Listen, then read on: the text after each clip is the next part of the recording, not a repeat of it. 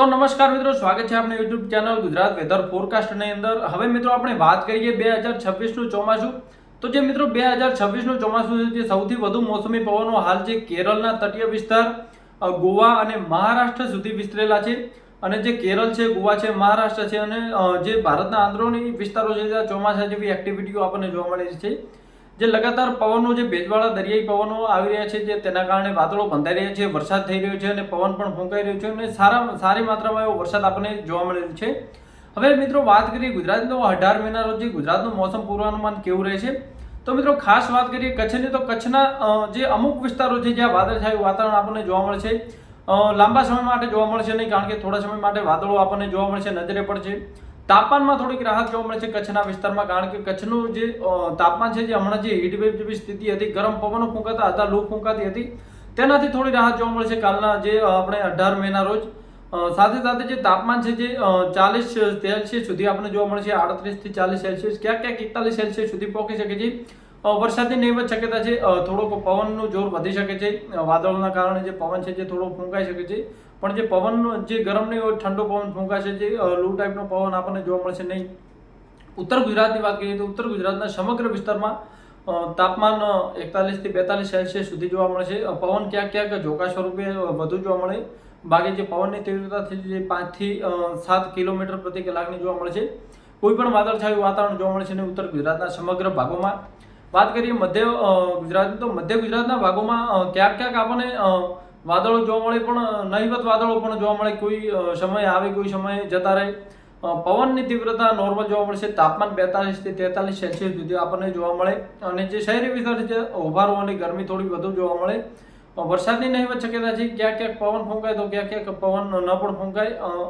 જે એક અનુકૂળ જે વેધર છે, જે આપણને જે નોર્મલ જે આપણું વેધર જોવા મળતું હોય છે, સૂકું અને સાફ તેવું જ જોવા મળશે। આકાશ એકદમ ચોખ્ખું અને ક્લિયર જોવા મળશે, કોઈ પણ વરસાદી એક્ટિવિટી જોવા મળશે નહીં। પૂર્વ ગુજરાતની વાત કરીએ તો પૂર્વ ગુજરાતના તમામ વિસ્તારોમાં મોસમ સાફ સુથરું જોવા મળશે, કોઈ પણ વાદળી એક્ટિવિટી જોવા મળશે નહીં, જે વાદળો આવતા જતા કોઈ પણ નજરે પડશે નહીં। સવારના સમયે ક્યાંક વાદળો છાયું વાતાવરણ જોવા મળે, જે સંધ્યા ટાઈમે આપણને જોવા મળતું હોય તેવું। બાકી નોર્મલ ક્લિયર જે વેધર જોવા મળશે, કોઈ પણ વરસાદી એક્ટિવિટી નથી। પવનની સ્પીડ ઓસતન જે આપણે 8 થી 10 કિમીની જોવા મળશે, જે ઊંચાઈવાળા ક્ષેત્રો છે ત્યાં, અને તાપમાન 42 સેલ્સિયસ સુધી રહેવાની શક્યતા આપણને જોવા મળેલી છે।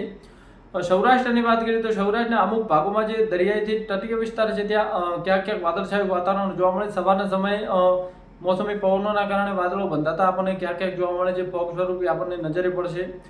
તાપમાનની વાત કરીએ તો તાપમાન નોર્મલ રહે છે। રાજકોટ જેવી જે મહાન સિટીઓ છે તેમનું તાપમાન થોડુંક 42 થી 43 સેલ્સિયસ સુધી જઈ શકે છે, પણ જે સમગ્ર જે સૌરાષ્ટ્રનું તાપમાન નોંધીએ તો 42 સેલ્સિયસ સુધી જોવા મળે છે। પણ જો શહેરી અંદરનું વિસ્તારનું તાપમાન જોવા મળે, જો ભીડભાડવાળા ઇલાકોનું તાપમાન આપણે જોવા મળે તો જે 44 થી 45 સેલ્સિયસ સુધી જઈ શકે છે, જેથી લોકો થોડા પરેશાન થઈ શકે છે। વરસાદની નહીવત શક્યતા છે, પવનની સ્પીડ 10 થી 12 કિમીની જોવા મળશે, વધારે પવન પણ જોવા મળશે નહીં, અને વરસાદી એક્ટિવિટી તો કોઈ પણ જગ્યાએ આપણને સામાન્ય પણ જોવા મળશે નહીં, કારણ કે કોઈ વેધર એક્ટિવિટી કે કોઈ વાદળછાયું વાતાવરણ નથી, તેના કારણે વરસાદની નહીવત શક્યતા છે।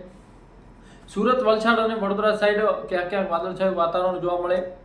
તાપમાન 42 થી 43 સેલ્સિયસ સુધી આપણને નજરે પડે, કારણ કે તાપમાનમાં અતિશય વધારો થઈ રહ્યો છે।